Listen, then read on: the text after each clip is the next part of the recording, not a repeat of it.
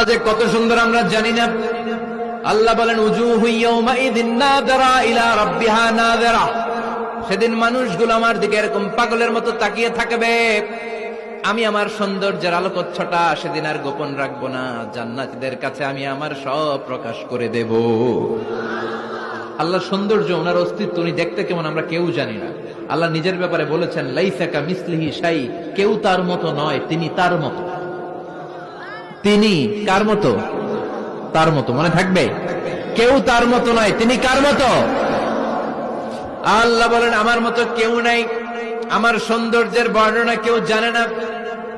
হাত তুলে জান্নাতি বলবে আল্লাহ সব পেয়েছে, আপনারে পাই নাই। আল্লাহ বলবেন ঠিক আছে ঠিক আছে, আমার নূরের তাজাল্লি আমি এখনই তোমাদের উপরে দেব। সুবহানাল্লাহ। আল্লাহ জান্নাতের ভেতরে বিশাল কনফারেন্স রুমে সব জান্নাতীদেরকে ঢুকাবে। সামনে থাকবে বিশ্বনবী, সবার সামনে সিংহাসনে। তারপরে অন্যান্য নবীরা, লক্ষাধিক পয়গম্বর বসবে, সিদ্দিকিন, সোহাদা, সালিহিনরা বসবে। এরপরে আমরাও বসবো ইনশাআল্লাহ। পড়েন, থাকতে চান ওই কনফারেন্সে? থাকবো না আমরা? দেখবো না সেদিন আল্লাহর সৌন্দর্য? আমরা থাকবো ইনশাআল্লাহ। আল্লাহ তুমি তৌফিক দাও। সব জান্নাতীরা বসবে। আল্লাহ পর্দার পেছন থেকে তার নূরের সৌন্দর্য সেদিন প্রকাশ করে দেবে।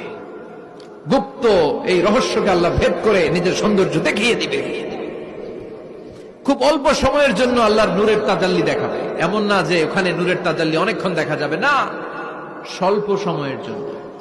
1 সেকেন্ডকে 1000 ভাগ করলে হয় 1 মাইক্রো সেকেন্ড, 1 মাইক্রো সেকেন্ডে অনেক ভাগ করলে হয় 1 ন্যানো সেকেন্ড। এরকম 1 ন্যানো সেকেন্ডের নূরের ঝলকানি।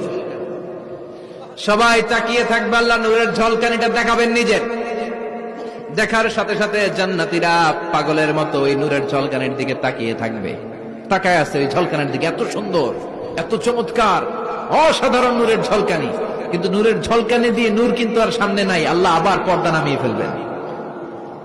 1 সেকেন্ডেরও 1000 ভাগের অল্প সময়ের জন্য আল্লাহ দেখিয়েছিলেন। কি যে দেখিয়েছিলেন!